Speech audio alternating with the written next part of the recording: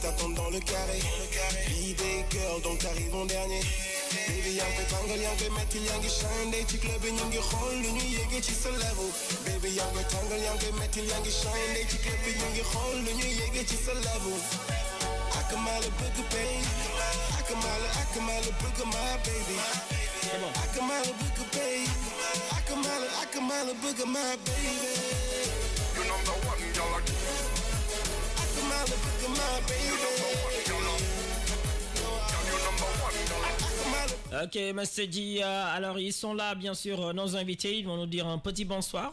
Bonsoir, Nix. Bonsoir. Tu vas bien, mon frère? Ouais, ça va. Ça fait plaisir de te recevoir. Ouais, plaisir aussi. Ça faisait longtemps, la star. Ah, tu avais abandonné tes PNJ, tes jumeaux? Non, jamais. Parce que Nix, ça date d'hier, Nix et PNJ. Ouais, c'est vrai. Non, je me rappelle de nos 3 premières émissions télé, tu en faisais partie. Ouais. Télé Naglawa de RDV débranché. Je me souviens, ouais. Donc, tu es très fidèle aux jumeaux PNJ. Wow. Lors de nos émissions radio, télé, nos événements, à chaque fois que tu es disponible, tu fais tout pour passer. Ouais, ça c'est vrai. Vous êtes mes frères et c'est normal.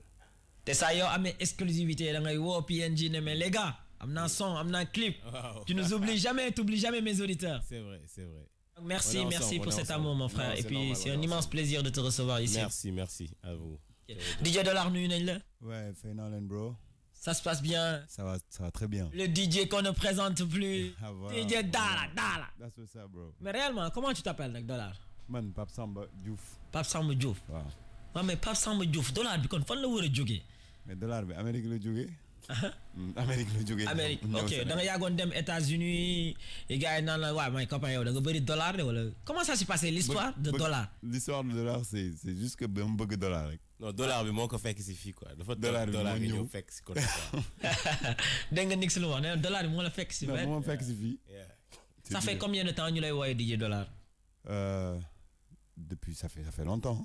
Depuis mes débuts en fait. Okay, donc du coup ouais. ñaata année nga def ci game bi sa game bi like c'est ma 11e année là. 11e année. Ouais. Canabasse mu ngi fêté 11 ans de carrière am yow tamit 11 ans nga am de carrière. Exactement ouais. De toute façon dina ko fêter mais damay xaar 12 ans de carrière. 12 ans nga numéro 12 bi mo la gëna kiko. Exactement. Okay. T'as tout compris. OK, c'est super. Yeah. Alors vous êtes en compagnie d'une diva, d'une princesse. Alors Nix, elle va nous dire un petit bonsoir. Là, l'invité avec le micro de Nix parce que son micro n'est pas assez puissant. Nix, si tu permets, Eva, tu peux te déplacer un tout petit peu, oui. Attention, c'est bon? Tu prends l'autre casque, oui, voilà. C'est bon. Bonsoir. Prends le casque de notre ami artiste, Nix. Oui. Bonsoir. Bonsoir PNJ. Asseyez-vous. Parce que Nix artiste le tam na taxaw mom graw rappeur yi dañuy taxaw. Elle s'appelle Eva.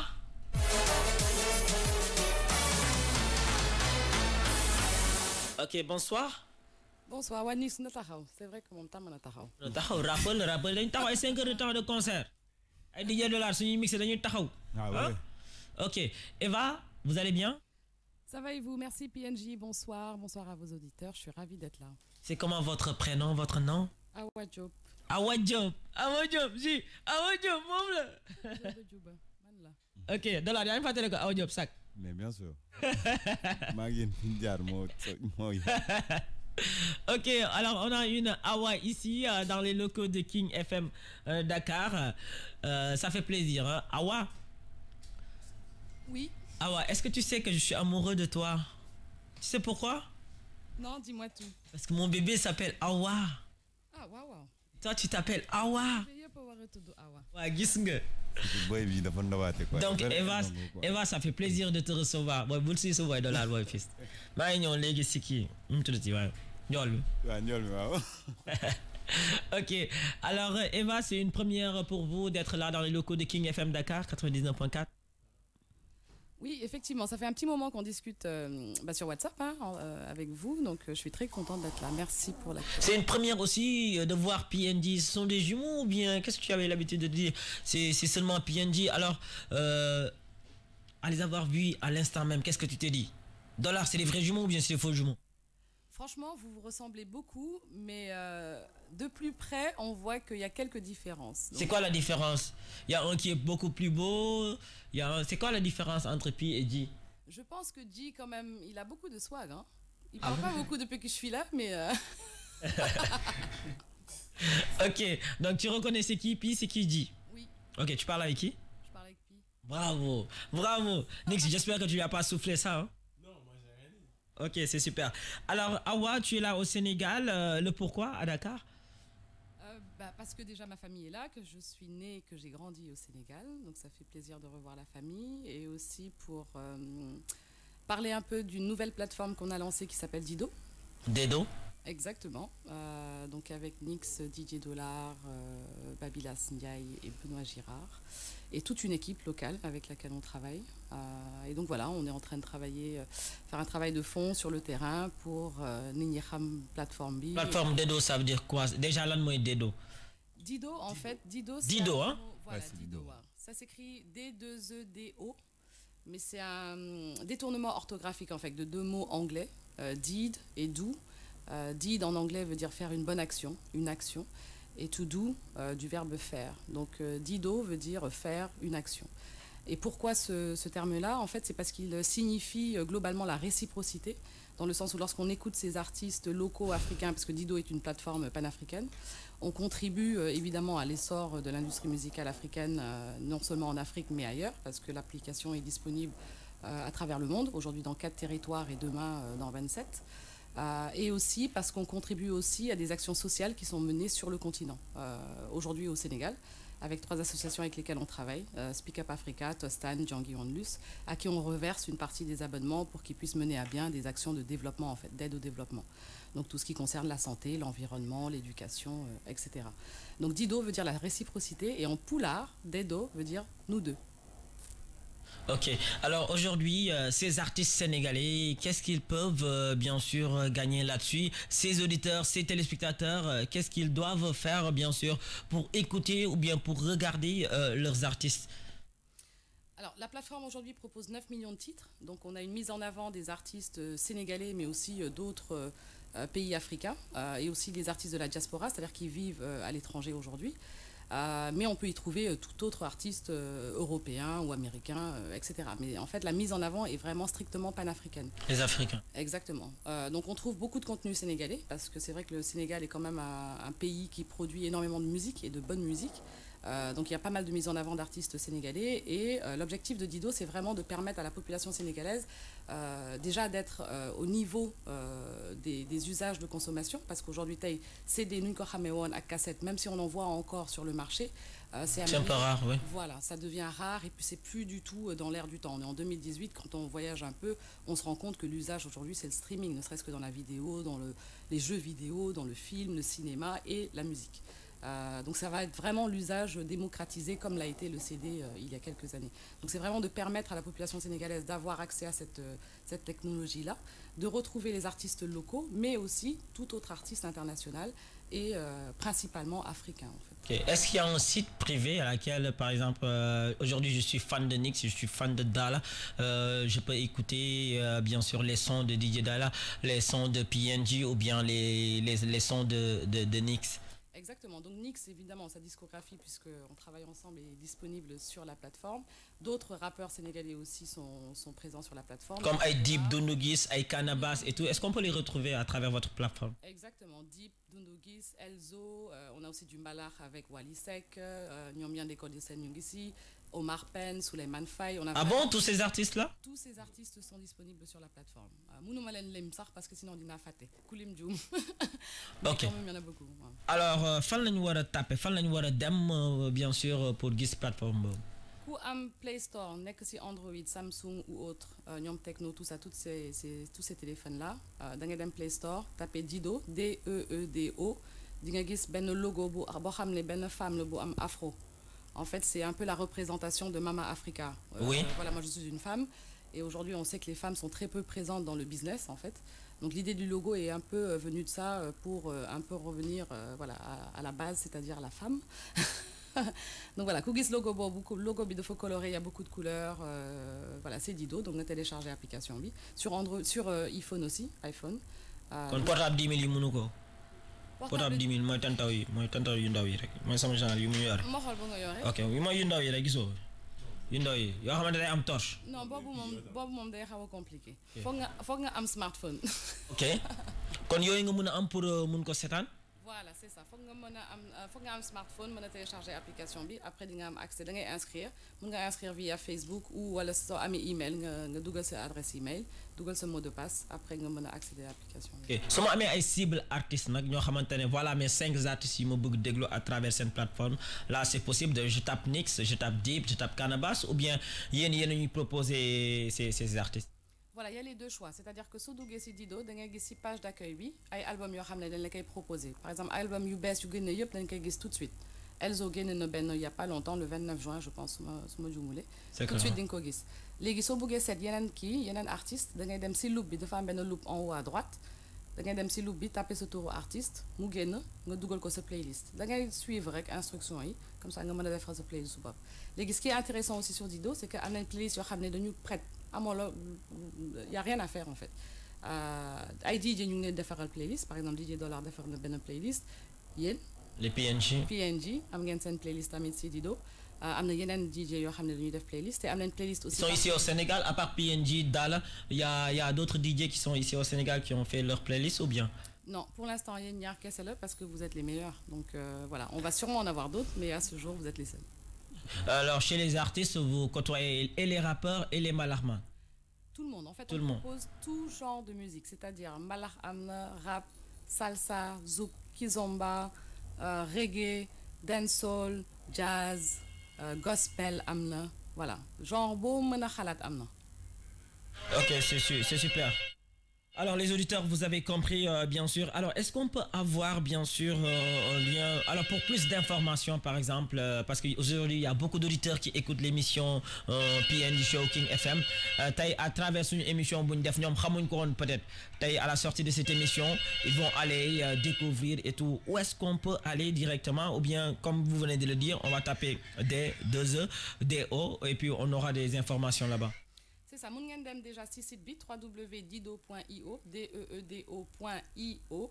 Vous pouvez lire, voilà, ce que nous proposons. Sinon, vous pouvez aller sur Play Store ou Apple Store, télécharger l'application. C'est gratuit. En ce moment, nous avons une promo. Si vous avez l'application, tout est gratuit. Vous pouvez accéder à des playlists. Si vous voulez écouter la musique Ghana, ou Cameroun, ou Gambie, ou Mali, vous avez un drapeau. Vous pouvez cliquer sur le drapeau, une playlist toute prête. Sénégal, c'est pareil. Super, c'est super. Donc encore une fois, merci pour ces informations. Awa. Merci à vous les jumeaux. Vous êtes là pour combien de temps? Alors je pars bientôt, je pars la semaine prochaine. Oh là là, mais Dollar il faut nous inviter comme mardi, hein, parce que Dollar de femme information pour moi avoir sur nos auditeurs. Alors désormais tous les mardis, PNJ, DJ Dala, comme invité Nix seront au niveau de. Vas-y. Vogue. Ok, donc ça c'est l'information bien sûr de l'émission. Et bah, comme que semaine prochaine, mardi bi invité nañ la bala ngay dem. Ah, dina ñëw. Waaw. Nga fekkee PNJ DJ Dala. Yeah, alright. DJ Dollar tout récemment tamit ñoo ngi doon dégg benn nomination boo xamante ne gars yi nominé woon nañ la fële aux États-Unis te paraît-il que am na ay votes sax yu war a am est-ce que mën nga ñu si may tuuti may si sénégalais yi comme ça tamit gars yi support tamit seen. kon dëgg la moom moo doon def snap yooyu nekk si kii. basket bi ak. alright. jëm si kii. ok kon donc Dollar mën nga si expliquer tuuti nga wax vote yi tamit nu muy demee ak ban concours la woon tamit. Si, ouais. Afrima, c'est en cours. Cérémonie, ça va se faire le 7 octobre. Dallas, aux États-Unis, Inch'Allah. J'ai été nominé pour meilleur DJ d'Afrique, qui liste tout DJ africain. Donc, du coup, vote, c'est en cours. Après, coup d'un petit site, dinga mëna def vote en fait, dinga gis liste bi. Liste bi, il y a plein de DJ, mais dinga cocher DJ Dollar Sénégal rek quoi. Donc DJ yi gëna mag ñi ngi fa quoi. Après bo liré ba DJ Dollar Sénégal nga coché après nga bëss click vote bi quoi nga voter. Lolo fan la États-Unis. États-Unis ouais, ça va se passer aux États-Unis. Ouais. OK, octobre là. Octobre là, le 7 octobre. Dëkk bu nekk Afrique da ngay indi sa DJ wala c'est quoi exactement? African Magazine Music Awards là. Day am chaque année dañuy nominer meilleur artiste africain yi, nominer meilleur DJ africain yi. Après ñu def cérémonie awards comme ça jox awards ñi il y a combien de DJ qu'on a sélectionné ils ont sélectionné attends je te donne ça tout de suite ils ont sélectionné pas mal de DJ. Le Nigeria en a déjà 2 DJ ou 3. Attends je te donne la liste.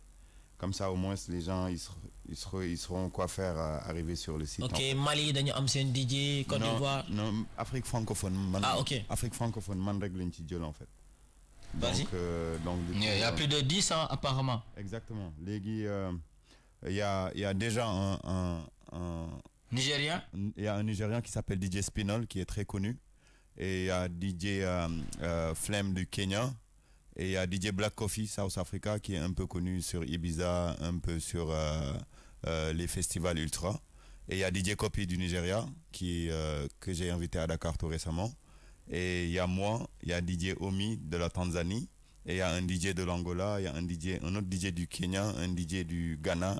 Et le dernier, c'est DJ Neptune, un grand DJ qui est au Nigeria aussi. Ok, ouais. Donc aujourd'hui, il y a des votes à travers le net aussi? Exactement, il y a des votes à travers le net et le site c'est www.afrima.com. Afrima, on l'écrit comment Afrima? Afrima, A-F-R-I-2-M-A.com. 2M-A. Ouais, ok, si on clique dem fofu lan lañuy fan lañuy dugg? Bu ñu cliquer dem fofu dañuy dem ci menu bi, après ñu mëna cliquer ci nominé 2018 yi. Bu ñu demee nominé 2018 yi dinañ gis liste artistes yi nominé pour meilleur artiste africain 2018.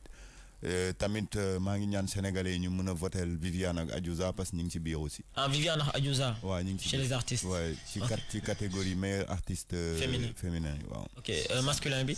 Masculin bi amul sénégalais c'est dommage mais gars yi mën nañ dem voter rek pour Viviane ak Adiouza. Exactement ouais. Ok donc Viviane Adiouza la ak yow ñoo fay sénégalais. waaw ñoo fay sénégalais. Ok c'est super donc gars ñoo ko déggandoo Afrima AFRI2MA bien sûr ngeen dem fa ngeen voter pour Dala ngeen voter pour Viviane ngeen voter pour bien sûr la princesse Adiouza. Donc avant que ñuy dem si Nix Dala bëggoon nañ tamit sank yaa ngi wax yaa ngi waajal sa 11 ans de carrière bientôt les mu 11 ans 11 ans de carrière milieu DJ bi est-ce que doonoon na lu yomb pour yow Dollar? Non franchement yombul en fait parce que yow xam nga depuis le début tu as un peu assisté on vient de très loin yombul Sénégal surtout fii côté DJ bi dafa bëri ay barrage de gauche à droite xam nga mais loolu yëpp yàlla def na ba traversé nañ ko alhamdoulillah quoi mais franchement yombul dara du tout. Quel a été le meilleur moment vécu de DJ Dollar lors de ces 11 ans d'expérience côté carrière quoi waxuma ce côté benen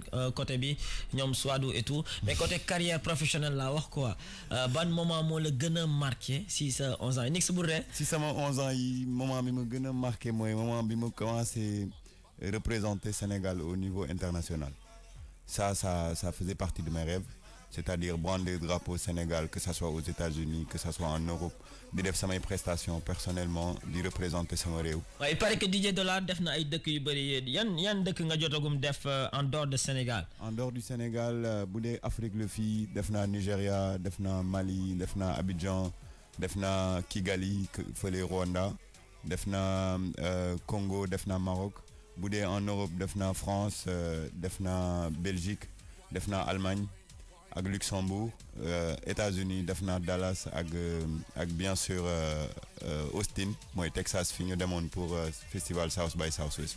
Okay. Mais Dala, comment ça se passe ces tournées, c'est DJ Dala qui organise ses propres concerts là-bas, ses propres soirées, ou bien c'est DJ Dala qui est en compagnie de quelques artistes, par exemple Ben Nix, voilà mon DJ, c'est DJ Dala, aujourd'hui je serai avec lui dans tel pays. Ça se passe comment quoi ces événements Dala? D'habitude, damay tourner avec Nix comme à Abidjan on était ensemble et à Austin on était ensemble mais amna yo xamné je suis booké directement pour des soirées qui n'ont rien à voir avec une prestation. C'est propre business là quoi da ngay ñëw teug soirée comme dañ la fay tel prix ka door ñu ben soirée minuit 5 heures dañuy toll fiñ tollu booké ma laaj ma sama cachet on discute on négocie ñu caler sen hôtel sen billet d'avion et puis ñu def ko comme ni ñuy booké yenen DJ rek au niveau international. Dëkk yi nga jot def ban dëkk mo la ci gëna marqué dal dëkk bi ma gëna marqué ci dëkk yi moy Luxembourg parce que dafa def boîte bi dafa def guichet fermé avant minuit et ça m'a vraiment fait plaisir et dafa nekkoon public boo xam ne ça n'a rien à voir avec public bi ma am habitude di gis c'est-à-dire amul woon benn black en fait donc du coup. ay tubaab rek la. kese. ok seen particularité yi ñoom lan la par exemple tey soo tiimee ay tubaab nga leen parce que PNJ récemment on était à Bercy donc xam nga foofu sax am na benn mélange di nga gis ay noir gis nga ay blanc di nga xam lii lañ bëgg mais nga tiim tubaab kese.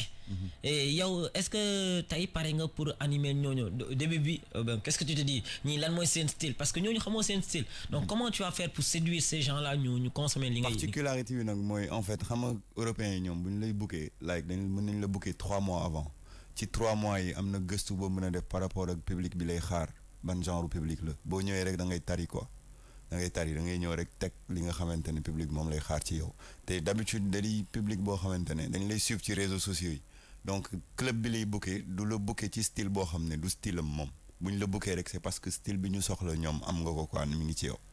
alors Dollar sama question bi mooy DJ yu bëri jamono ji Sénégal jël nañ seen crampon aj ne bàyyi nañ DJ Sénégal fayul tey lan nga leen di tontu ñoom ñu ngi déglu émission. man li ma leen di tontu rek mooy comme li may wax sama jeune frère yi keroog bi may def émission bi CNN c'est juste que gis nga affaire yi amul bàyyi boo amee benn passion mu leer la ne da nga ko bëgg nga ambitieux ci dem ci ba jeex te xam ne tout est possible man ay mots impossible moo existé wul ci man. gis nga tey David Guetta. parce que tey soo ma waxee pays yi nga def yëpp soo ma tey PNJ xam nañ daala que ça soit au niveau du collège Sacré-Cœur Jean Mermoz Jeanne d'Arc et tout ces grandes écoles de Dakar écoles yoo xamante ne aussi y a des Babtou qui sont là-bas et tout tu fais ces écoles là tu es en tournée et tout kon gars yi tey suñu ñëwee ne ma puis DJ bi instant yi fayul dañuy teg suñu crampon yi bàyyi man je me dis non mais attends qu'est-ce qui se passe réellement. xam nga en fait DJ bi ñoom dañuy wax loolu parce que fii réellement gisuñu ne am na industrie du ci DJ bi rek la fayul même artistes yi fayul trop mais am nañ ay plateformes yu mel ni Dido yu ñëw léegi gars yi dañuy fayeku de donc bu leen yeboo ñu teel a gestu Dido bi nii xool nu ñuy def ba fayeku parce que Dido bi. ah bon artistes yi mun nañ ci gis seen bopp ak DJ yi. bien sûr. kon benn nix nii su génnee benn son wala clip dugal ko biir Dido daf si am ay intérêt. mais bien sûr gars yi dañuy streamer buñ streamer rek nga fayeku. ah bon loolu la. ah mais Dido yéen yàlla ngeen fi yàgg amiin. ah mais Awa merci beaucoup hein c'est ça que les artistes ont besoin vraiment parce que pirate bi daf ñu sonal les gars yi jaayatuñu CD tu vois da ngay gis benn clip boo xamante ne nix day dépenser 1 million et poussière donc du ay CD yu muy jaay wala clé yu muy jaay yooyu moo ko siy génnee donc ils le font par amour parce que dañu gëm lu ñuy def. Tu vois, donc ce sont ces genres de structures-là aujourd'hui qui doivent épauler, qui peuvent épauler ces artistes. En tout cas, chapeau à vous. Hein. Merci beaucoup. Et Dido, en fait, a été créé pour ça. C'est-à-dire que, voilà, comme j'ai dit tout à l'heure, fil à judo, fil à maguet, et puis on se rend compte qu'il y a un réel problème, qui n'est pas qu'au Sénégal, hein, c'est vraiment toute l'Afrique. Donc, artistes et Itaï, nous ici, il y a une plateforme, mais voilà, voir qu'on a accès public. Donc, c'est difficile de vivre de son art quand voilà, on ne s'adresse pas forcément au bon marché. Donc, il y a tout un travail à faire, ce qu'on a essayé de faire, en tout cas jusqu'à présent, pour que artistes aient accès public, c'est art, tout simplement. Alors, Dollar, si tu devais donner un conseil aux DJ qui t'écoutent, ça va être quoi, Dollar? Parce que Koudjok Djamonoji n'est DJ là. Moi, je leur conseille juste de déjà, en fait, avant ngay def benn affaire foo nga bëgg ko ñu bëgg job bi gëm ko liggéey bu baax ba pare ambitieux parce qu'en fait boo nekkee dëkk bu mel ni Sénégal amul industrie da ngay viser un peu haut munoo gis ay David Guetta ci télé bi xam ko te mosul ñëw Sénégal kooku dafa liggéey rek ba yegg niveau boobu donc loolu jombul kenn ñoom ñëpp tous ces jeunes là mën nañu arriver niveau bi David Guetta egsi wala ñu dépasser ko. Tu vois un peu. Donc je leur conseille de rester dans le move et de ne jamais raccrocher en fait. Est-ce qu'il y a un truc qui te gêne chez tes frères DJ, chez tes collègues DJ? Le ramener à travers l'émission de PNJ, tu peux faire sortir cela de toi. Parce que tu as Nix Nix souvent c'est dans les clips, les artistes guinéens, les clips, c'est pas professionnel, ce cri de cœur chez tes amis DJ, c'est quoi? C'est mon cri de cœur, moi, on n'est pas solidaire. Ouais. Ah bon? Et ouais, on n'est pas solidaire, mais maa ngi leen di ñaan rek. nekk day dóor waaram à part quoi. waaw nañu gën a jàppante quoi. Dollar ak PNJ dañuy gisee every time. Dollar ak PNJ dañuy organiser ay match. Kon soo mu ne tey on n'est pas solidaire Dollar non là moom d'accord. non mais xam nga loolu man ak yéen la quoi xam nga mais man ak yéen c'est pas parce que ni ñu mel la ñëpp mel tu vois donc dañu war a dajaloo ñun ñëpp. kon DJ yi jubóowuñu ensemble. Je sais pas trop mais solidarité bi des na quoi et l'union fait la force donc bu ñu dajaloowee tey. man ma gis PNJ awa ne ma woy benn DJ boo sentir Sénégal Dido ma ne ko PNJ mu ne ma kii ma ne ko Met Skills xam nga dafa nice loolu ngay jël yeneen DJ yi di leen intégrer l'union fait la force en fait. Alors donc, ça on doit s'unir. Ça je vais en témoigner parce que quand Eva nous a appelé PNJ et donc elle nous a appelé salut PNJ donc vous faites partie des artistes DJ qu'on a sélectionnés pour notre structure. Moi quoi comment tu as fait pour avoir mon numéro DJ Dala en personne moi ko jox mu ne non man Jikaay mais comment se fait-il un propre DJ tay joxe numéro ne ko am ñii la mais là j'ai été vraiment surpris quoi moi non mais chapeau et respect à ce monsieur quoi DJ Dala donc Awa tu vas pas me laisser mentir sur ça. Ah bah oui c'est exactement comme ça que ça s'est passé. Donc Dollar, on te remercie à travers cela aussi, la famille, hein. Parce que tu as un cœur aussi, hein, tu as un cœur. Souvent, comme Ninko a fait PNJ, il y a 3 marchés. Ah, boy, fils, ben la mono dollar. Couvrir le dollar tamit aussi même chose. So amé 2 écoles à PNJ, ben école bi denk na len ko 2 soirées, ben soirée bi denk na len. C'est ça pour man affaire bi warul am ay non man may do sama war man may xex fi, tu vois que le dama koy écarter parce que tant que tu es ouvert, solidaire rek tu vas plus avancer. Exactement, tu as tout compris. Et c'est même au niveau international, hein, DJ local, on ouvre les portes. En France, on doit travailler. On ne travaille pas en fait pour nous-mêmes, on travaille pour le Sénégal, pour la culture urbaine sénégalaise. Donc il faut qu'on y aille à fond en fait. On a Dido derrière, donc Amoul Len le Nuragal. Alors, dans la dernière question, Sen Sombi, bien sûr, Dala, bien sûr, featuring Nix et tout. Comment ça s'est passé? Ce son. Les gars dañ ko bëgg mais ça me fait plaisir que ñu génnee ko gars yi bëgg ko Bidégger en fait dafa bokkoon ci samay projet xam en fait man dama étaler sama cursus su DJ yëpp quoi dama ne woon arrivé à un certain level faut me commencer produire ay son comme ñoom DJ Khalid ni ñu koy defee def ay son mais pour commencer mënuma tëb rek jël ay artistes international teg li may def mooy damay commencer sama réew rek production bi may njëkk a def comme Nix c'est mon artiste je suis son DJ xam naa moom laay njëkk a jël mu posé ci après bi ma ci waxtaanee ak moom on était avec le beatmaker Passa qui est déjà avec nous là dans Passa bon il est là il est venu là, ouais. Super donc, là on a que les artistes là les stars on est gâtés là. Donc il a travaillé sur la prod on a vraiment kiffé et puis Nix a senti il a écrit vite fait il est rentré en studio il a posé dessus et après il y a Jamesy qui a écouté le son qui a encore kiffé et qui a dit qu'il avait un petit couplet à mettre dessus et ça s'est passé comme ça en fait. Donc du coup on a eu Bidégger. Comment tu as trouvé le succès de ce son, de ce clip aussi? Ça m'a fait plaisir parce que c'était une première et puis je remercie African Victory, le label qui était derrière, tu vois. Je remercie DMC aussi. Après on a réalisé un beau clip qui passait tout le temps sur Trace Urban et ça m'a fait plaisir pour ma première production d'avoir un succès de telle envergure en fait. Ok, Nix, bonsoir. Nix, ta relation avec DJ Dala, avant que nous ayons aussi 3 sons bien sûr de Nix pour le direct. Nix, ta relation avec DJ Dala, est-ce que vous pouvez tout pourquoi avoir choisi Dala comme DJ et très rapidement? DJ Dala, c'est un frère, c'est un petit frère. C'était voilà, dans les années 2000 et quelques, je le voyais mixer en boîte. À la Tanière. Tanière. Voilà, exactement. Et voilà, j'ai remarqué tout ça. Ouais, sa détermination, me disco. Je l'ai vu. Mon son Eduardo n'est pas mis. Non. Et donc voilà quoi. Même si son sérieux, tu vois, sa détermination, et puis il a une image. Je pense qu'aujourd'hui c'est important aussi. Ce que beaucoup de DJ doivent comprendre, c'est que tu dois bosser bien évidemment ta technique.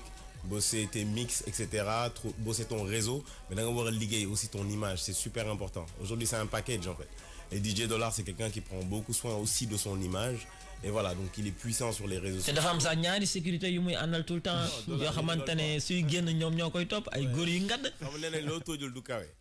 Voilà, Mom, il a vraiment, il a de l'ambition. Mais il a raison. Et voilà, ça marche bien parce que derrière Soko Bouquet, quand il vient pour mixer, tu n'es pas déçu. Tu sens que voilà, c'est pas du bluff quoi. Exactement. Voilà, c'est à la hauteur de l'image qu'il véhicule. Et voilà, moi j'aime ça. Et comme on dit, il faut s'entourer de gens qui ont une bonne énergie, c'est important. Et Dollar, il a une bonne énergie, il est gentil. Voilà, il est ouvert, il travaille bien. That's it. Okay. Donc plein de succès pour vous deux. Alors comment tu trouves la structure de Dido? Bah, très bien, affaire bi. nga wax ko sa moromu artistes yi ñu ngi déglu mais comprendre luñ exactement c'est quoi Dido ak lan lañ ci mën a am Nix. En fait, ce qu'il faut comprendre même, c'est que man, je veux dire, le fait qu'aujourd'hui on ait monté Dido, c'est ça, je fais partie, en même temps que tous ces artistes, voilà, de ce mouvement hip-hop là qui souffre aujourd'hui du manque de structure au Sénégal et en Afrique. Donc ñun yàgg nañ génne ay album di dem ba ay Gabon par exemple en concert. Madame Gabon def ni après je me promène dans la ville me gis sama CD piraté di circuler ci dëkk bi quoi. Tu comprends? Donc on savait déjà que aujourd'hui, bon, je me souviens quand j'ai vu cette scène là, je me suis dit, j'étais content parce que je me disais dans tous les cas j'aurais très difficilement pu faire parvenir ce mes CD jusqu'au Gabon. Parce qu'on n'avait pas les moyens, on n'avait pas un réseau de distribution fiable. Mais au moins, gars, ça m'a permis de me faire connaître. Mais si aujourd'hui les gens au Gabon peuvent m'écouter à travers une plateforme comme Dido, sans pour autant dupliquer ma musique de manière illégale, c'est tant mieux. Parce que, affaire des Diarion, me paraît, voilà, tout le monde est payé comme il faut. Et mon travail aujourd'hui peut être rémunéré, quoi. Donc aujourd'hui les artistes doivent comprendre que... Est-ce qu'ils sont tous informés de cela, ces artistes? Est-ce que Eva Diop def ben réunion sensibiliser l'ensemble des jeunes artistes du Sénégal? Voilà li ngeen mëna am, voilà su ngeen ñu défé li ngeen mëna am. Ok, là je vais répondre à la place de Eva parce qu'elle est fatiguée de donner cette réponse là. Alors PNJ, nous on a donc voilà, moi ça fait longtemps que je communique Dido sur mes réseaux sociaux. On en a parlé, j'en ai parlé à tous les artistes que je connais, que je fréquente. Et récemment, on a fait un meet-up, donc voilà, qui est une réunion où c'était donc nous les membres de Dido avec les artistes. On a envoyé des mails et des WhatsApp à tous les artistes qu'on connaissait, la crème en tout cas du mouvement ici hip-hop musical même. Il n'y a pas que hip-hop, il y avait hip-hop, il y avait Mbalak, il y avait tout le monde. On a invité tout le monde à un meet-up pour Nuno Talk. On leur explique la plateforme, on leur explique comment faire pour être sur la plateforme, combien ils sont rémunérés, pourquoi est-ce que c'est important de le faire et pourquoi est-ce que ça peut nous aider à structurer le marché en fait. Mais personne n'est venu. Même PNJ, je vous ai invité, vous n'êtes pas venu. Non, si. Dolan, waxal ak mom? Non, c'est qu'en fait... Non, non, on se dit la vérité. Non, je les ai... Moi, je les ai... Oui, non. Je les ai appelés le jour J. Hein. Non, mais moi, je t'ai envoyé, tu te souviens pas? Ouais, si, j'ai vu. Après, voilà. j'ai appelé Dala pour l'expliquer. C'est que, boy, match football, moi, voilà. Bon, bref, en tout cas, c'est juste un exemple. Vous-même, à la limite, tu vois, c'est pas trop grave parce que vous n'êtes pas directement impliqué parce que vous n'êtes pas, genre, des chanteurs, vous êtes des animateurs, etc. Mais c'est important de communiquer, justement, communiquer artistes. Mais les artistes, on les a invités, justement, pour qu'ils comprennent les enjeux. Mais bon. Peut-être que aussi streaming bi c'est encore peut-être un peu avant-gardiste ici. Peut-être que Gaï comprendre quoi si bien sûr ñu xasse comprendre di nga gis ouais maa ngi sa buntu galé je fais partie.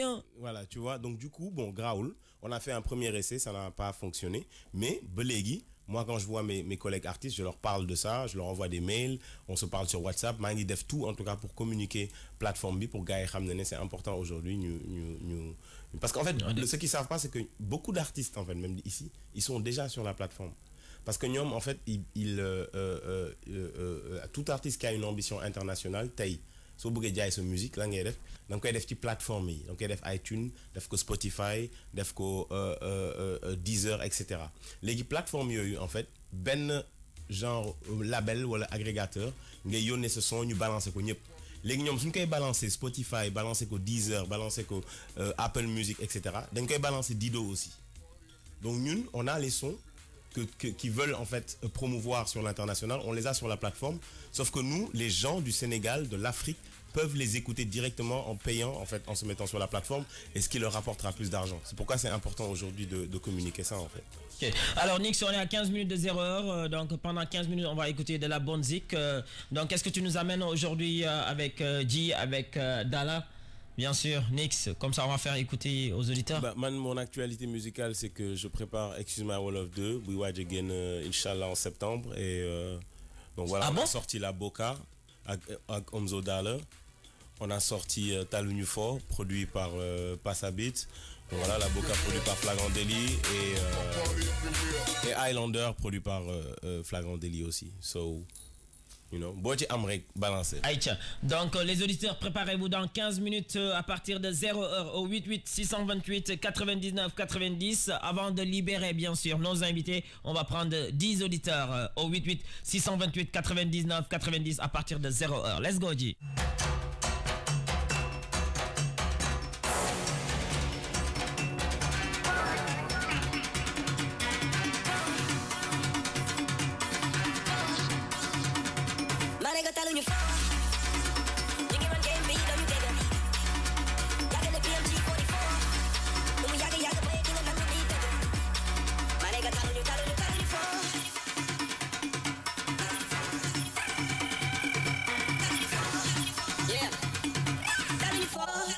Okay.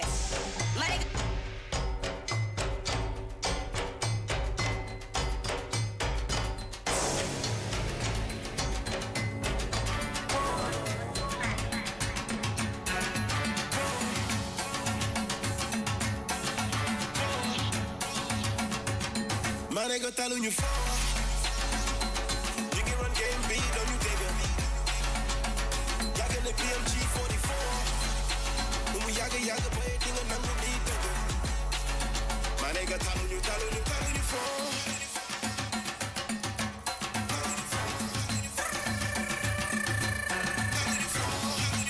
yeah. Telling you for okay. My nigga, you get chillin', you don't deaf. Die kom en you don't xeeb. Die kom en you don't xeex. Ben jago bi xeexam du jeex. Te nga xam ne kenn bi lu ma doon doye. Bitches yi liñ ma doon xooye. Sa MC yi liñ ma doon doye. Energy mooy island daal dafay tàgg seen bopp di leen fili bande. Dem bi day jaay fonde. Chaque jour ma time bonde. Fi may seen James Bond. Mun a xam lu may li jëf ni seen kili fa buy génn xaaju guddi man. Munoo xam fenn fi ma jaar ba marché bi di ma xaw ni balu koloba. My nigga taluñu foo. You can run game B, don't you dig it? Y'all got the BMG 44. And we yaga boy, ding and nangu need dagger. My nigga tell on you for. You can run game B, don't you dig it? Y'all got the BMG 44. And we yaga boy, ding and nangu need dagger. My nigga tell on you for.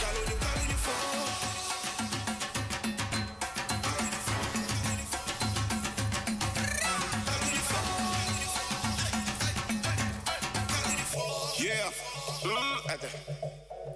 Yow the money lu mu mën a tollu di nga fa fekk nooy di la bëgg a tollu sa ñaari loxo lu ñu gudd doo ma sëjë boo sëkk ko yaa ngi tudd ay flow yu lëm da boy ni xaaju guddi stringu game bi la ñu nar a buddi baby yaa ma ëpp lamiñ kon soo ñëwee du tànk kese nga nar a ubbi nee nañ ma dundu la gaal seen yaa ngi rap French yaa ngi laal change déggante maa ngi NYC si triple bi boy di lijjanti ay lap dance dundu ma seen top 10 du ma nëbb de boobu ab champagne yoo xam ci bi feeñ ci bi di bu tàngal fi soxla wul ay top fame swear to God maa ngi dégg gaay en easy wala la jël time mi championnat bu ma dem boyal gaay mais crampon sol gaay ba ma def leen ay yëfu ali punchline yi yokk seen jali yaa bu jaar flow lay dégg par millier ma tax flow bi di ma baaje lay tissé pour sa du bay non maîtrisé bu ñàkk fay ne la gissé sa show di nee na ma ñu gissé nekk boy bu bàyyi foo bi suma se njaago bi ay bu nga bisse dina ko gang bang man kase bu foog ne ne dislé ma ne nga taluñu foo you can run game B, don't you dig it?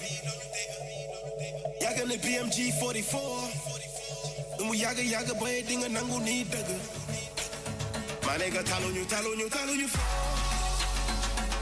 You can run game B, don't you dig it? Y'all got the BMG 44. And we yaga boy, ding and nangu need dagger. My nigga tell on you for.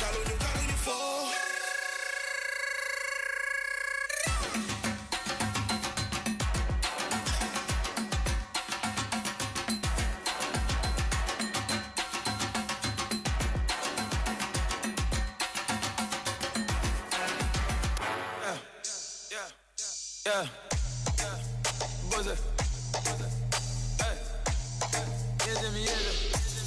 Logic and unfit. And easy.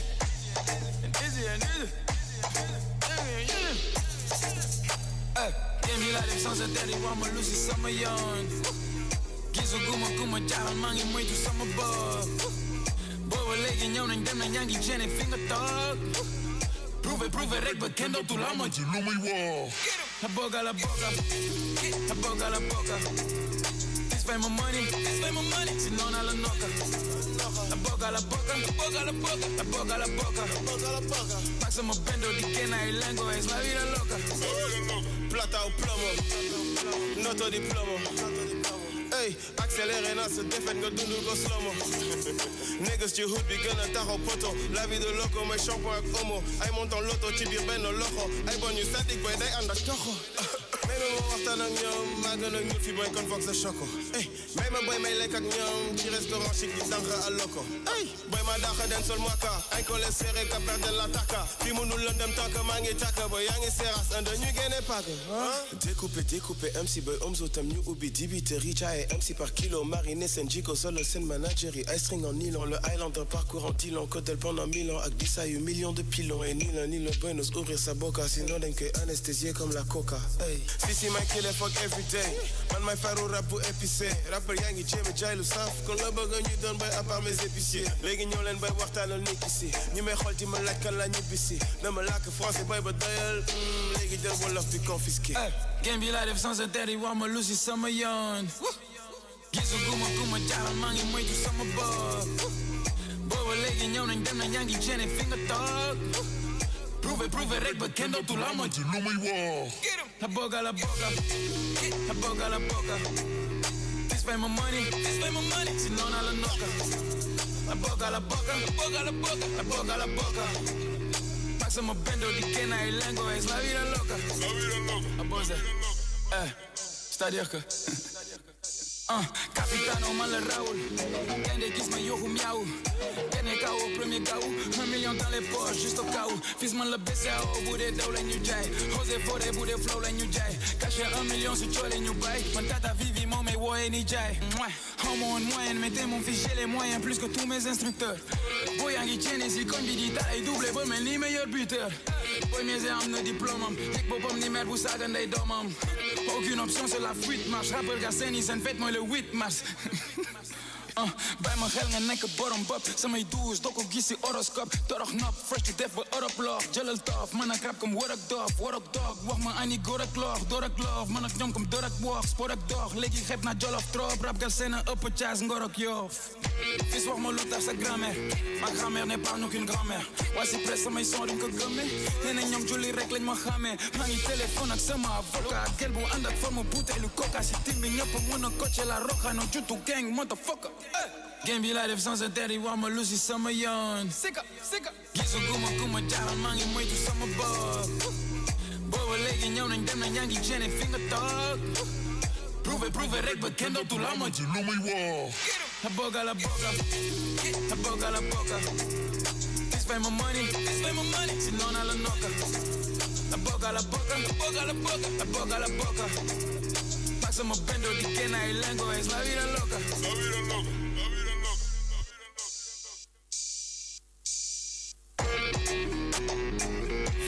Flagrant délit. Oh non.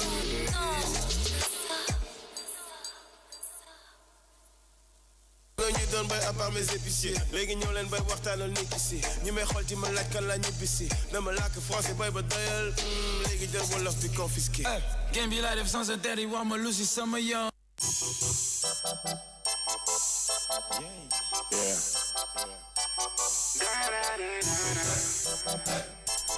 Jelly Nala, Yeah. baby girl, Jelly Nala, baby girl, Jelly Nala, baby girl, Jelly Nala, baby girl, Jelly Nala, baby girl, Jelly Nala, baby can you turn up, baby can you turn up, baby can you turn up, baby can you turn up, baby can you turn up, baby can you turn up, baby can you turn up, baby can you turn up, Jelly Nala,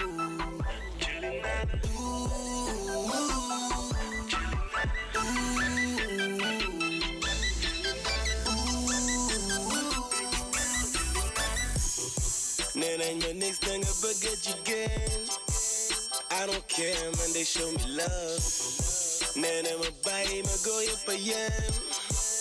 Kaima wala neba kuma nyom. Baby, let's hang out today, fuck tomorrow. Can you show the love, baby? That's the motto. Can you tangle snapshot, big guy, waddle? Selfie daily, man, be sexy, like bunyawa. I know you wanna do this. Can you ball it, hold you do me down? My girl on Mexico, bang me down, little girl, go to Dada. Baby girl, jelly nada. Baby girl, jelly nada. Baby girl, jelly nada. Baby girl, jelly nada. Baby, can you turn up? Baby, can you turn up? Baby, can you turn up? Baby, can you turn up? Baby, can you turn up? Baby, can you turn up? Baby, can you turn up? Baby, can you turn up?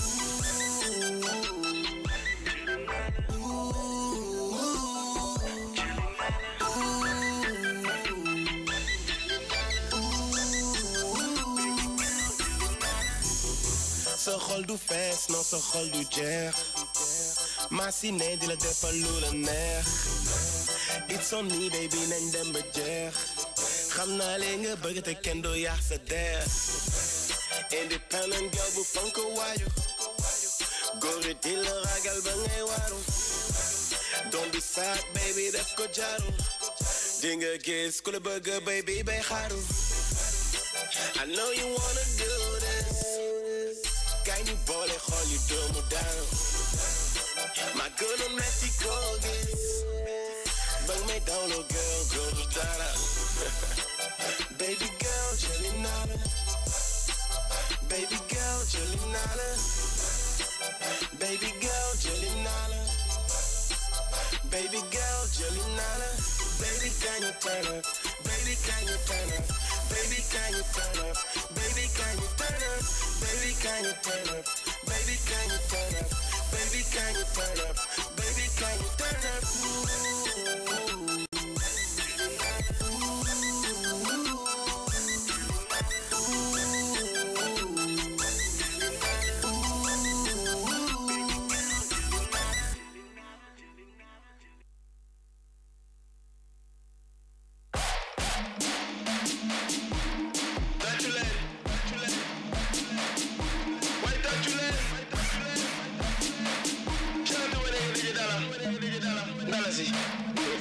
Doffulogine pessula, doffulogine pessula, doffulogine pessula, doffulogine pessula, hamenga yalla kiali, hamenga yalla kiali, kile pa jol de la yale, badumaliye.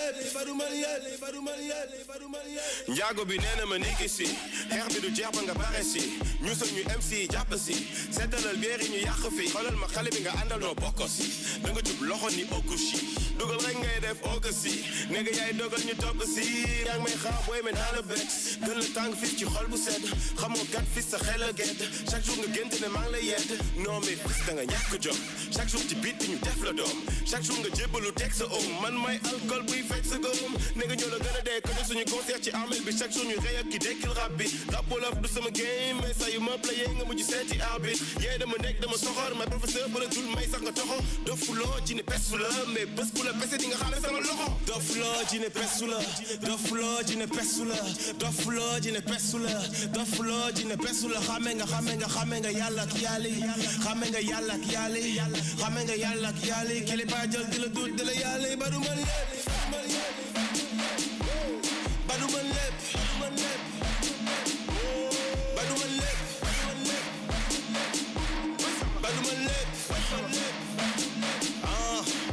bombardier modulo, api, Yekini Balagay, api, Bordeaux MSN, Easy Rapperie, Game B dama ko yàgg jékki, xamoo ma sa gel moo ma dégg, nga wàññi ko ngir mu sori ma, kon naa ko laal ak bu gudd, xamatuma sax booy kañ laa juddu, am so fresh di doogu futtu, ndekki ci lal bi ni laax ci tuddu, rap gal seen lay solal mbuubu, dégg naa sama fi nekk doo cop, moo tax saa yu ma tukkee nga yuuxu weer bi feeñ na, rappeur yi ak ñoo kër, ak li ma maye yëpp ñu naan Easy ban, mën naa la gaañ kay flow démb, flow gannaaw suba suba lay may suba charlatan la mais damay xutba ay teri Gucci sa biir ngemba katapi ma nigga safara flow nigga man nigga technique Diouf wala Fadiga maanaam gauche wala droite nigga talina man ak rap boy ni juste ak balbina ni Congo dañ ma désiré Kabila daan teel a yeewu naan jàngi naa jaat de kon rek dofuloo jine pesula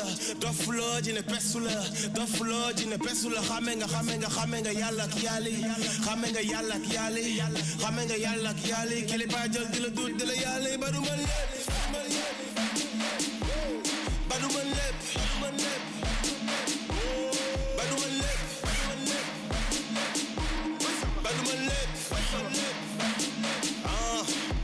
Tyson Tafa Gueye katapi Guigui ma nekk Zos katapi Ama Baldé Tapha Tine katapi Easy xale bi katapi Easy jaaroon na fi waxati fi ay njaaxu même doxi loxoti fi mbootu gaay yi pare yoxosu fi ay MC mën a gaañee kan moo la gën a mën a jële ci sa gemb deb sudul en Easy ba te du la jaay doole ndaxte li nga mën a yëg yëpp mënoonu jaay kolo amuloo fi nelaw dañu gaaw di nga wan a ngelaw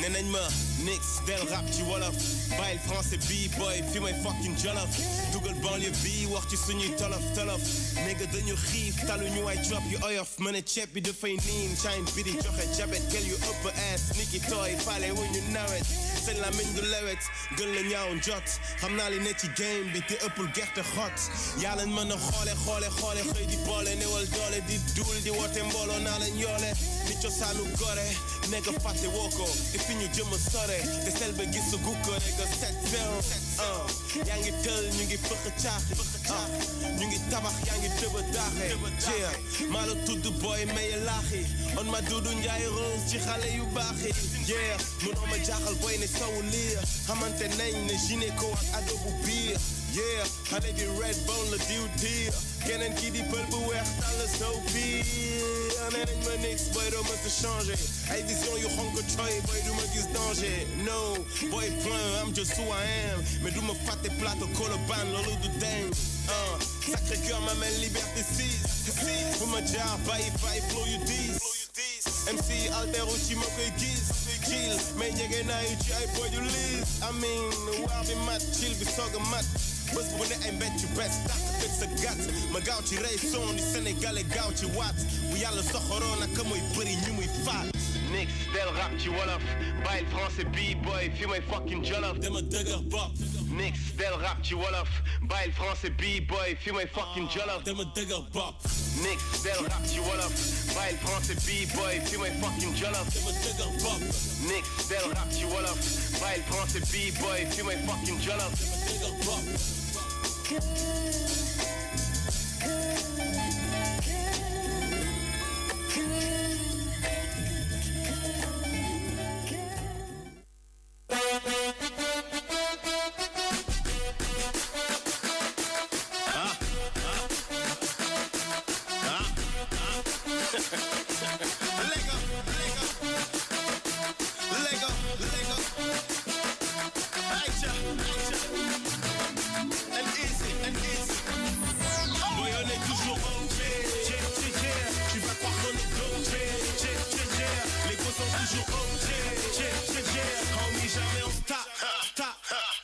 D'enfoiré on dit quoi et mes ladies on dit quoi et mes frères on dit quoi on dit quoi et mes haters on dit quoi money fait tourner le monde donc tourner la tête j'ai boosté ma zik elle est balèze maintenant elle raquette je contrôle plus la jeunesse pense qu'à se péter la tête je fais des clips un peu fly tout le monde dit que je me la pète an easy hitmaker j'avoue je fais mal à la tête j'ai la vision du sniper chaque ligne une balle à la tête petite m'a fait vibrer mon talent je fais busy je vais finir par décrocher puis faire vibrer son physique le football tu connais Lionel Messi tu connais le Peura bah tu connais N Easy c'est aussi simple que ça même les imbéciles l'ont saisi t'as quoi mémoriser mon son mais mon number aussi en fait on n'est pas docile libertin et grossier mon art est pire qu'un fossile gardé par les anciens c'est un jour t'es en chien galère ta meuf est enceinte fais comme les boys de chez moi boy on est toujours tu vas croire qu'on est les gosses sont toujours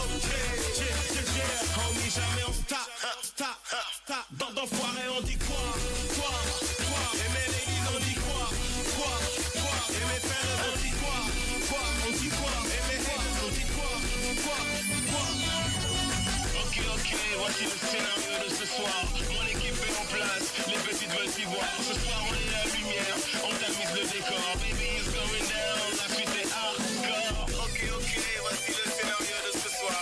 Mon équipe est en place, les petites petits pois. Ce soir on est la lumière, on tamise le décor. Baby is going down. On est là pour scorer, enfoiré. On est la petite nouvelle, moins pressé de se barrer. Appelle mes sauces, ce week-end on tire sur Paris. Une petite anglophone sur mes côtes, I'm sorry. We ballin', balai parquet doré. T'as bien raison ma biche, c'est ton N-Easy adoré. C'est plus un game en fait si, mais un jeu d'enfant. Puis comme c'est parti, sur ton boule, je tire ma révérence. Ce soir on est beau gosse. We go hard and it's so soft. Let's up, on fait la paire, yeah, it's so love. So love baby, fait show off. Yes, ce soir y'a son show off. Hey, on veut qu'une fois, let me show love. Yeah, let me show love. Yeah, haters, watch me take off. Boy, on est toujours OG. Tu vas croire qu'on est OG. Les gosses sont toujours OG. Homie, jamais on stop. Dans d'enfoiré, on dit quoi? Et mes ladies, on dit quoi? Et mes fellas, on dit quoi? On dit quoi? Et mes haters, on dit quoi? Boy, on est toujours OG. Tu vas croire qu'on est OG. Les gosses sont toujours OG. Homie, jamais on stop. Dans d'enfoiré, on dit quoi? Et mes ladies, on dit quoi? Et mes fellas, on dit quoi? On dit quoi? Et mes haters, on dit quoi?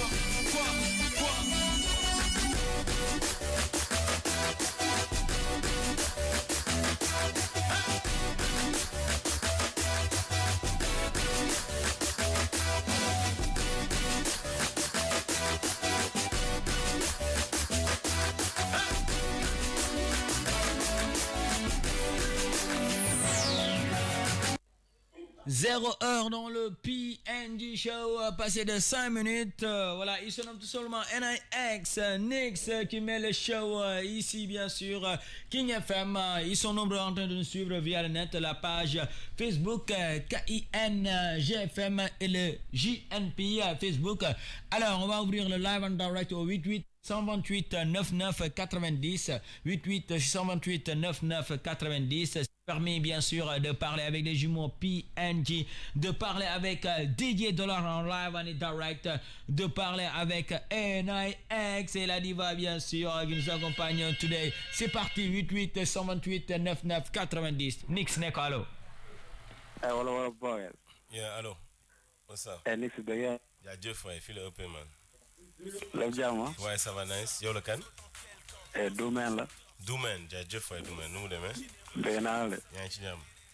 Affaire mu ngi nice de. Ouais, jërëjëf. Merci man, merci. Oui, gars yi kontaan nañu quoi. jaajëfatee. yaa ngi tasaare émission bi. Ouais, gis nga. ñoo fa. Merci en tout cas. jaajëfatee. Respect. Ok man. Aliou passe le DJ Dollar nga nuyu ko.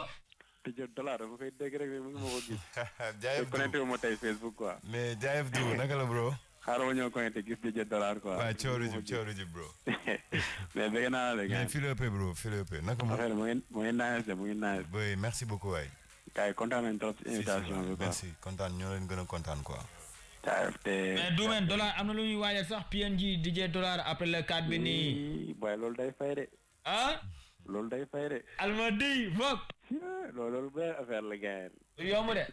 loolu day fay. bilaahi. boobu moom beneen affaire la quoi. non day fay kay. inshallah du yomb gaa leen taxaw si loolu rek. non daal dee na xam naa après le 4 bi rek ñu song ko. yes sir. waaw neex na yow. booy jumeaux yi moom dañ graaw quoi. non yaa ngi gën a graaw yow. non man maa ngi. xam nga ñaar ñu graaw bu ñu dayee moom gars yi day bomb. bomb clap. yaa ma gën a xam. jaajëf. Doumen gars yi kontaan nañ si woote bi tey kan ngay big up en direct. maa ngi big up ñëpp en tout la PNG di big up sama sister bi Antis. te daf ma seet si quoi. kan si ak Young Live bi. kan moo la seet si tey. suñu vacances la quoi Antis. ah ok Antis. alright nga doon wala. day rap quoi. ah day rap. mais xam nga après naa jox ni daa ma la woote mu dóoral leen benn freestyle quoi. d'accord amul problème. yéen a Marichou aussi mu ngi à l'écoute ak Mia xam nga tout la mi fa PNG quoi. ok ay tout xam nga yaa ma gën a su ma limee ji may juum quoi. d'accord dental bo. dégg bandi. Mention spéciale à lui, il se nomme tout simplement Doumen. Ñu ngi koy jaajëfal bu baax ah Doumen, ça se passe toujours au 88 128 99 90 mais Nix gars yi nañ bëgg dégg sa baat dooñu may benn 10 secondes wala 15 secondes rek boo xamante ne du ñu teg son du ñu teg dara gars yi dégg baat bi lañ namoon quoi ki woon mic bi nii nga may benn affaire bu ndaw rek nga may ko gars yi. bu may juddu rap de ama góol fii la ma fekk ni seeni duul ma imperméable si ya dama tuul te nopp bu naccul de dégg góol baggi jean wu tàng jamono may battle di freestyle ma lay gololo may daaneel di daaneel sama weede laaj ma xumaan teg ay flow buster mel ni duman au final yàkkamti pour lan période boobu dem ko jéggi ni doodaan nekk gu ma artiste solo mais maa ngi ci game bi ni gaynde bu sóorul di dugal ay MC ci biir kilo mburu di doxantu ci koñ bi di wër ay fuural. Eva, qu'est-ce que tu dis? Tu es contente? Oui. T'es content? Pas de casque, hein, mais j'ai deux. Ok, c'est super. Alors, Dollar Nelky, bonsoir, DJ. Oui, bonsoir. Allô, oui, bonsoir. Oui, bonsoir, monsieur, ça va? Ça va bien. C'est comment le nom? Junior, nakamu? Nice, cool me. Yeah, DJ Dollar. Jam. Mais sant yàlla bro. Mais dama lay dégg rek, dama la yegg dégg na. Oui, gis nga de. Tey moom la yàlla dogal rek ñu déggante. xam naa dinañ gisee lu yàggul rek inshallah. amul problème naka job bi. mais nice ñu ngi ci kawam ñu ngi dóor rek. mais lépp ndam de. waaw lépp ndam ñu ngi sant yàlla bu baax. waa job bi mu ngi mas. waaw mi ngi dox bu baax ñu ngi sant yàlla. waay amiin. mais dégg naa loxo bi noonu la safee de. loxo bi waaw gars loolu lañu wax de mais bon.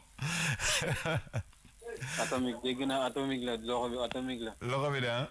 non loolu laa dégg. non garaawul xam naa am lay invité rek nga ñëw juger sa bopp loxo bi. waaw mais dañ koy invité Vogue de ah. non da ngay ñëw Vogue après le 4 bi rek ñu xool nga xool loxo bi quoi. Ça sera le 7 août inchallah. 7 août ah. Yeah, le 7 août PNJ DJ Dala Vogue. ay waay mënoon ngeen kaa renvoyer de. Non, c'est tout, ça sera tous les mardis hein. Soit raté le 7 août mun nga ñëw beneen mardi bi tous les mardis pendant les vacances. mais kii bi yéen xam ngeen kii wax ak yow. waaw Wally Junior. waaw. ah si Wally Junior dinañ la may benn Wally balaa soirée bi di jeex. non kii bi après la 4 bi après du ma mën a kii du ma mën a am temps. la 4 ok waaw moom yow tailleur nga da ngeen di dóor waar waaw après tabaski bi inshallah dañ la ko may meen. def leen noonu waay. ok mais kontaan nañ ci woote bi paa bi. mais yéen a ngi ci jàmm. ñu ngi am jàmm copain. wuyu sama rakk ji daa bëgg wax ak yéen. mais wuyu ma balaa nga may passe rakk ji Wally. est-ce que pare nga pour solo suñu artiste bi Nix. comme que yow styliste bu aay nga. moom dafa am événement bu muy waajal moom septembre. est-ce que pare nga pour solol ko benn yoro olof bu nice. pare na je suis prêt. tu es prêt. Nix oui non gis naa ne moom tu es prêt. je suis prêt. waaw instant yi moom après xam naa dañuy gis rek mu jox la mesure yi nga dóoral ma bu gaaw. mais amul problème man bu ma la gisee rek waaw jël naa mesure. ak Awa tamit balaa muy ñibbi Awa balaa muy dellu France foog nga defaral ko bu nice suñu invité bi Awa. waaw amul problème yéen bu leen bëgg yàlla nañ ci am. jeex na. waaw mais wuy sama la kay. ok vas-y donne-nous ton frère ou ta sœur. yeah puis. oui comment tu vas mon frère. ça va très bien. tur bi naka la grand. Momadou Lay. Momadou ñu ngi lay bëggee bu baax. ñu lay doole bëggee. maa ngi leen di bëggee de. fii la ëppee grand naka foofu. damay déglu rek mais dama am chance dugg. dëgg la tey la ko yàlla dogaloon champion. laan bi daa metti. waaw dafa xat maa ngi koy wax $5 rek. waaw loolu la balaa émission bay jeex benn dib laa bëgg rek. benn dib bu gis. ok y a pas de problème. Merci Mamadou, c'est très gentil. Alors Awa est là un peu faim, sans Mango gis mu ngi wax Nix, j'ai un peu faim là. Donc on va prendre 2 auditeurs pour dire à nos invités bien sûr qui vont dire le bye bye. Xel nga nekk borom bopp samay douche doo ko gis si horoscope torox nopp fresh to def ba Europe loof jëlal toof man ak rap comme war ak dog wax ma ani góor ak loof door ak loof man ak ñoom comme door ak wax sport ak dox léegi xeeb na jolof trop rap gal seen a ëpp caas ngor ak yoof fils wax ma lu tax sa grand-mère ma grand-mère n'est pas qu'une grand-mère waa si presse samay son duñ ko gëmee nee na ñoom julli rek lañ ma xamee maa ngi téléphone ak sama avocat gel bu ànd ak forme bouteille lu coca si tim bi ñëpp mën a coaché la roxa no jutu gang motherfucker Game bi laa def sans intérêt wax ma lu si sama yoon sika gisu guma jaaral maa ngi moytu sama bopp booba léegi ñëw nañ dem na ñaa ngi ceene fi nga toog prouve rek ba kenn dootu la ma ci lu muy woo la boga alors Nix xam na laa bëgg nga wax ma tey naka nga gisee la nouvelle génération d'aujourd'hui en écoutant, en regardant les clips, bien sûr, les sons de ces artistes, que ça soit Arlo Brick, que ça soit ces jeunes artistes-là, aujourd'hui, nous avons aussi. En tant qu'artiste aussi, naka nga gisee ces produits-là? Non, madame, je suis content parce que game, mouvement, il faut que moi évolue, c'est important. Faut que boy dit tech lu gëna kawé à chaque fois pour mëna yobbu même ceux qui sont derrière et tout ça quoi.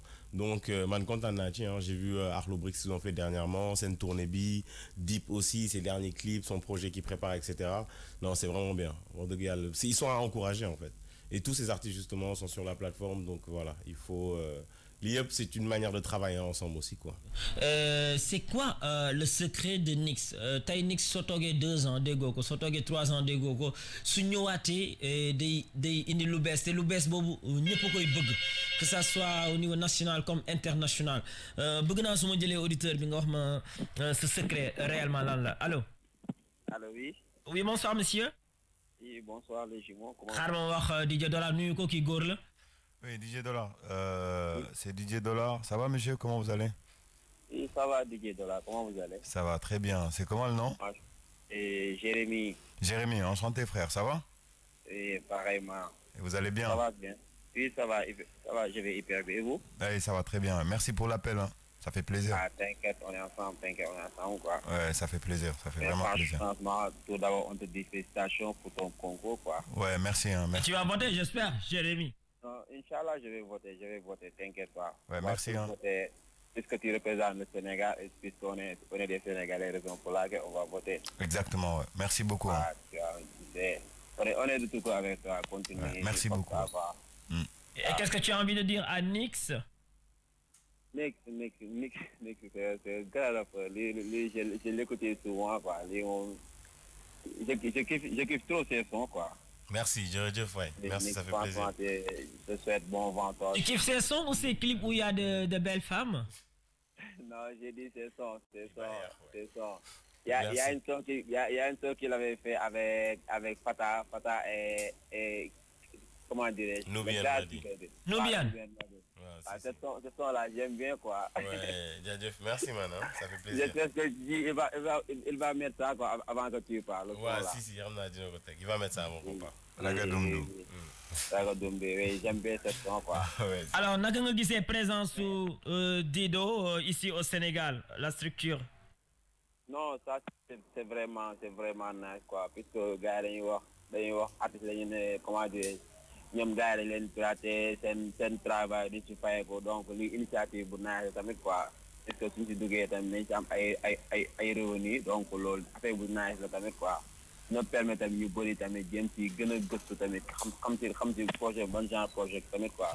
ñu gën a intégré parce que gars yi lu bëri réseaux sociaux ñoo ngi def affaire yu grave tamit quoi gars yi di ci xam gars yi ko xamuñ si dara mais genre kii initiative lu mu expliqué nii non franchement loolu nice tamit quoi puisque DJ tamit comme DJ tamit nañu gis seen bopp artiste gis seen bopp musicien gis seen bopp loolu tamit initiative bu nice tamit quoi leen ñaanal rek muy gën a yokk tamit quoi pour que mu promouvoir DJ africain yëpp di dem au niveau international di fa tëgg di fa dóor tamit mooy loolu tamit quoi loolu lañ lay ñaanal ñëpp ko DJ awa neel amin de awa waaw amin Jérémy merci beaucoup te soo leen gisee damay demaat loolu la en fait pour mën a yóbbu kii encore plus loin quoi yow moom la lay ñaanal quoi amin merci beaucoup initiative nice mu jëm kanam yokkute ba ngay créer yeneen initiative quoi pour promouvoir artiste nekk fii tamit quoi franchement c'est très beau quoi.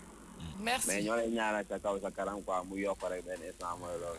Amiin. mais DJ yooyu nag ñaari kii ñu aay lañ taw ñoom moo xam naa suñ fa duggee moom nañ fa rajaxe tamit quoi parce que ñoom moom mooy loolu. si ñoom ñu ngi ci biir on est dedans. waaw t'inquiète yéen kay nañ ci rek si kanam raw léegi yéen kay mooy loolu quoi. ok Jérémy. walloog à vous quoi. C'est pour la peine.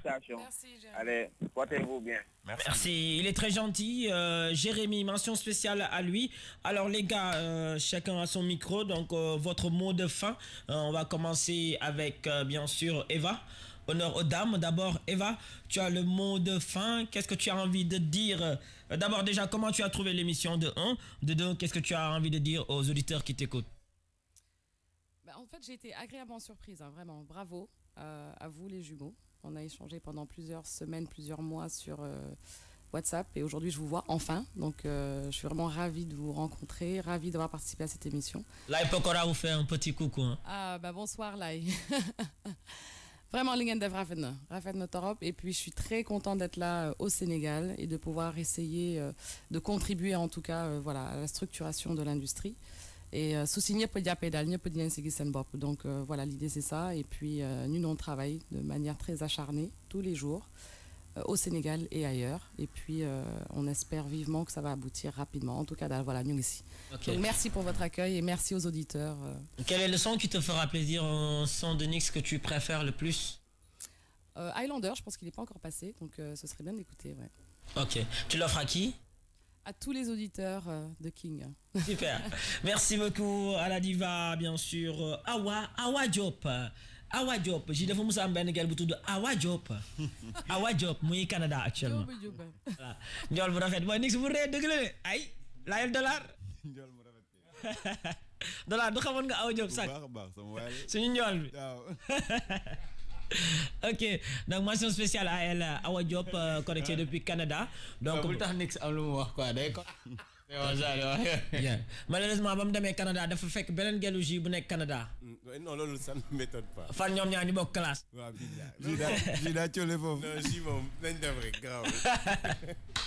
Ok, alors Nix, comment tu as trouvé l'émission? Qu'est-ce que tu as envie de dire aux auditeurs? Projet d'été aussi.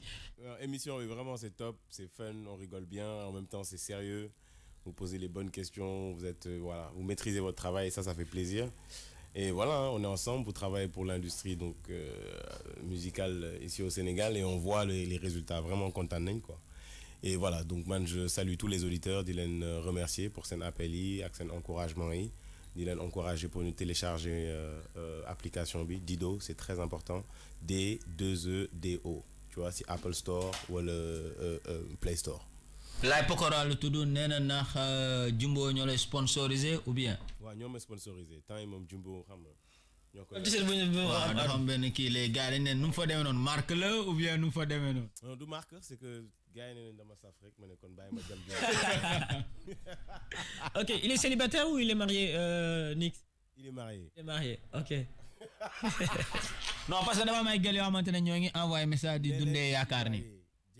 Okay. Mais tu as le droit d'avoir 2 ou 3 ou 4 femmes. Ok, merci beaucoup NIX. Alors Nix, Malahman contre rappeur, c'est pour le 4 août aussi. Bahao est en train d'écouter, Nena Moung les féliciter. Nena il t'invite aussi le 4 août, Malahman contre rappeur. Ouais, si, Maïsol 9 bi. Voilà, match décisif. On parle pour Tassare, vous gagnez Malahman. Ouais, match décisif quoi. À la 35e minute, centre de Nidoff. Tête piquée de Nix. 1-0. 1-0. Merci beaucoup. Alors les fans, un numéro pour les fans, un 7-7 ou bien un 7-8. Il y a un 7-7 ou bien un 7-8 qu'on peut avoir pour les fans, Nix. Non, j'ai un 7-6, mais Nyogul quoi. Souvent la koy jeli. 7-6. Comme ça, dis-moi comme message. Ouais, Kotlin Kotigo, merci. Ok. Alors DJ Dala, comment tu as vécu l'émission? Parce qu'il y a Omzo, le manager à Cannabis, qui vous invite le 11.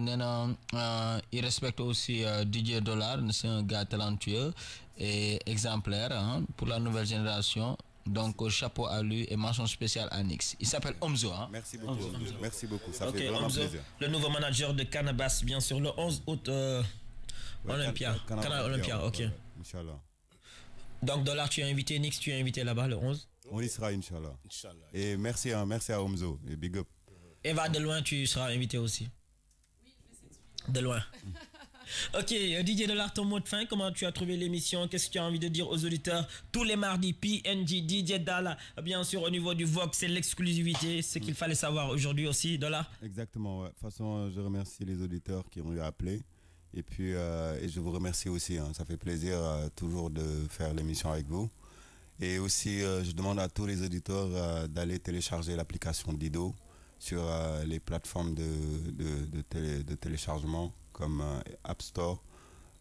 Sinon, je les demande aussi et je les invite encore une fois d'aller voter pour Afrima pour ma catégorie de meilleur DJ d'Afrique en fait. Ouais. Afrima, www.afrima.com. Ouais. Ok. Donc, allez-y, encouragez votre DJ, votre artiste, bien sûr. Il représente le Sénégal. Dans afrima.com, bien sûr. Adjouza, Viviane, Chidit, c'est aux États-Unis. Toi, tu vas partir là-bas, n'est-ce pas? Oui, bien sûr, bien sûr. C'est pour quand encore? La cérémonie, c'est le 7 octobre. 7 octobre. Inch'Allah, ouais. Donc c'est super. DJ Dollar aux États-Unis, bien sûr. DJ Dollar célibataire ou marié? Célibataire. Célibataire. Yeah. Ok, c'est super. Wapot et Marichou amna ben xalé bu jigen bu moy bipé sank ba légui néna bégel ma sama chéri kan la?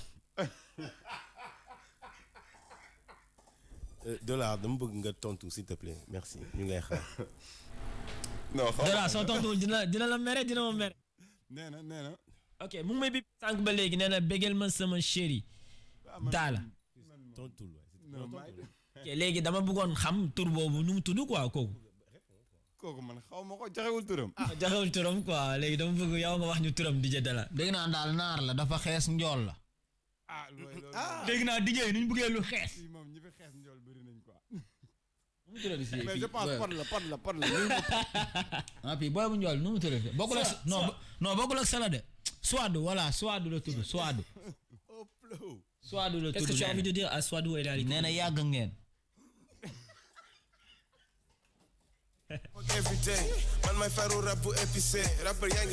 Émission mi jeex na.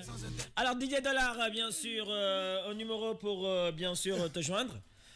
DJ Dollar. Comment? Est-ce qu'on peut avoir un numéro pour te joindre parce que gars yi tamit ñu ngi déglu gars yi def mariage bëri na ñi def réception bëri na ñi def ngénte ñi def soirée ñi def concert bëri nañ tey bëggoon nañ tamit am ay service su DJ Dollar. Ouais, y a pas de souci. De toute façon après yow yor nga numéro bi nañ ko jël ci yow nga jox leen ko inchallah.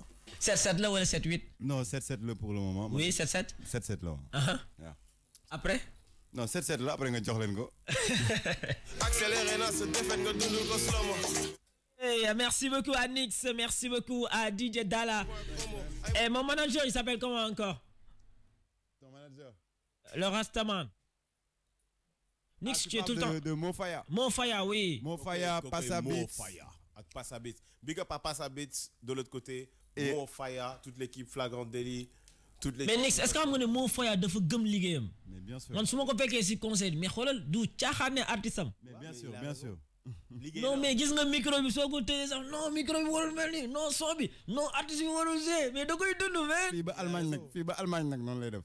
même ay émissions yi ñu doon njëkk def RTV de France da ngay gis benn invité toog ni war a jóg non xaar tuuti. Ah ouais c'est Mofaya. Donc chapeau à lui hein Mofaya. Mofaya. Et big up à Lai Pokora aussi et Milk Zoé qui fête son anniversaire le 4 au 5 et big up à eux en fait.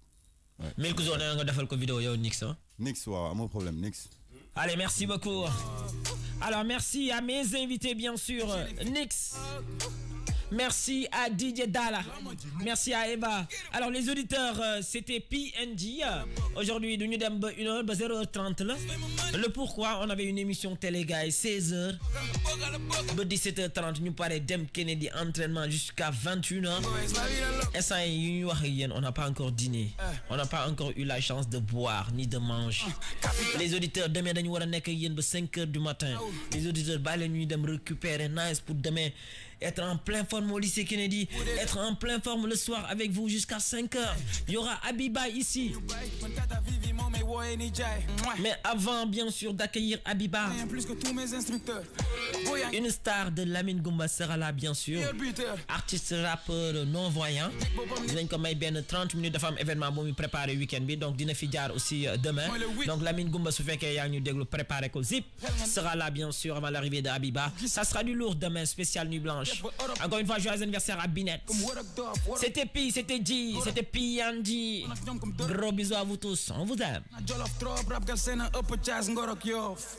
Fils wax ma lu tax sa grand-mère ma grand-mère n'est pas non qu'une grand-mère waaye si presse samay son duñ ko gëmmee nee na ñoom julli rek lañ ma xamee maa ngi téléphone ak sama avocat gel bu ànd ak forme butéelu coca si tim bi ñëpp mën a coacher la roxa no jutu gang motherfucker game bi laa def sans intérêt wax ma lu si sama yoon sika gisu guma jaaral maa ngi moytu sama bopp booba léegi ñëw nañ dem na ñaa ngi jeene fi nga toog Prove it, rek, but kenn dootul amati lu muy woo. La boga. This pay my money, si non a la noca. La boga. Máximo bendo di que na ilango es la vida loca.